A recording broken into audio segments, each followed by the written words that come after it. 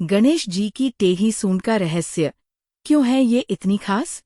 क्या आपने कभी सोचा है कि भगवान गणेश की सूंड हमेशा टेढ़ी क्यों होती है? ये सिर्फ एक शारीरिक विशेषता नहीं, बल्कि गहरे अर्थों और प्राचीन कहानियों से जुड़ी है। आइए, आज हम इस रहस्य से पर्दा उठाते हैं और जानते हैं गणेश जी की टेढ़ी सूंड का असली महत्व। भारतीय संस्कृति में भगवान गणेश का स्थान सर्वोपरि है। वे विघ्नहर्ता, बुद्धि के दाता और हर शुभ कार्य के आरंभकर्ता माने जाते हैं। उनकी हर छवि में एक बात हमेशा ध्यान खींचती है, उनकी सूंड सीधी नहीं, बल्कि टेढ़ी होती है। क्या इसके पीछे कोई पौराणिक कथा है या फिर कोई गहरा आध्यात्मिक अर्थ छुपा है? आज हम इसी रहस्य पर प्रकाश डालेंगे।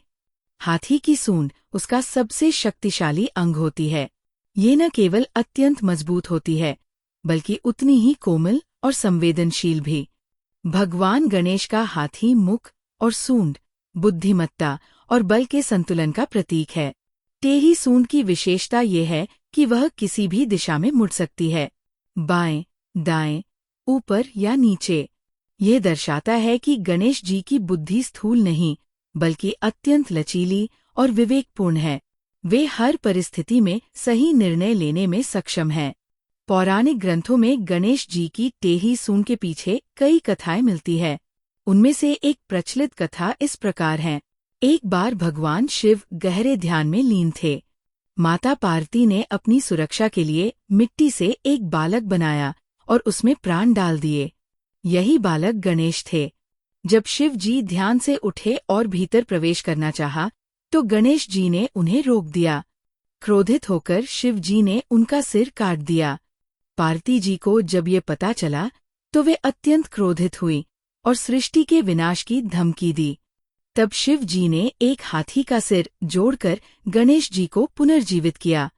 कुछ मान्यताओं के अनुसार उस हाथी की सूंड थोड़ी टेढ़ी थी और वही सूंड गणेश जी को मिली।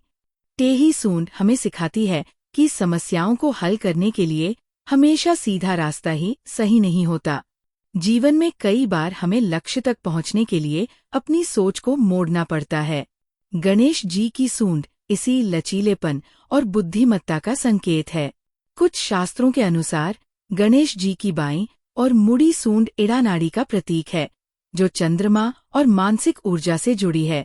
दाईं ओर की सूंड पिंगला नाड़ी को दर्शाती है, जो सूर्य और शारीरिक ऊर्जा से संबंधित है। इसलिए टेढ़ी सूंड ब्रह्मा, परम सत्य और माया, भ्रम के बीच आवश्यक संतुलन को दर्शाती है। ये जीवन के द्वंद्वों को स्वीकार करने का प्रतीक है। गणेश जी योग के भी स्वामी हैं। उनकी टेढ़ी सूंड ध्यान की उस अवस्था का प्रतीक है, जहाँ साधक बाहर की ओर नहीं, बल्कि भीतर की ओर मुड़ता है। ध्यान की अवस्था में चित्त भी वैसा ही लचीला बनता है, जैसा गणेश जी की सूंड। आपने देखा होगा कि गणेश जी की मूर्तियां दो प्रकार की मिलती है। एक जिनकी सूंड बाईं ओर मुड़ी होती है, वाममुखी, और दूसरी जिनकी सूंड दाईं ओर होती है, दक्षिणमुखी। बाईं ओर की सूंड वाले गणेश, वामवर्ती गणेश, सौम्य माने जाते हैं। इनकी पूजा घर में आसानी से की जा सकती है। दाईं ओर की सूंड वाले गणेश, दक्षिणवर्ती गणेश, अधिक शक्तिशाली और तामसिक होते हैं। इनकी पूजा विशेष विधि विधान से ही करनी चाहिए। टेढ़ी सूंड इन दोनों के बीच का प्रतिनिधित्व करती है, अर्थात संतुलन, संभाव और जीवन के उतार चढ़ाव को सहज रूप से स्वीकार करना।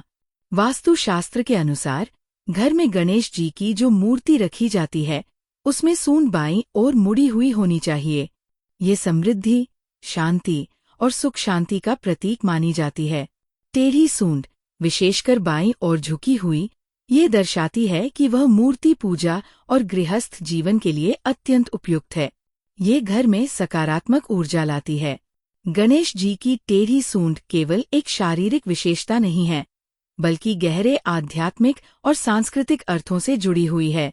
ये जीवन की उन सच्चाइयों को दर्शाती है, जिन्हें हम अक्सर नजरअंदाज कर देते हैं। ये हमें सिखाती है कि हमेशा सीधा रास्ता ही सही नहीं होता। लचीलापन और विवेक से कठिनाई भी अवसर बन सकती है। सूक्ष्मता, संतुलन और आंतरिक शक्ति ही सच्ची बुद्धि है। गणेश जी की टेढ़ी सूंड हमें यही सिखाती है कि जीवन को समझने और जीने के लिए हमें भी अपनी सोच को लचीला बनाना होगा। तभी हम सच्चे अर्थों में विघ्नों के हर्ता बन सकते हैं।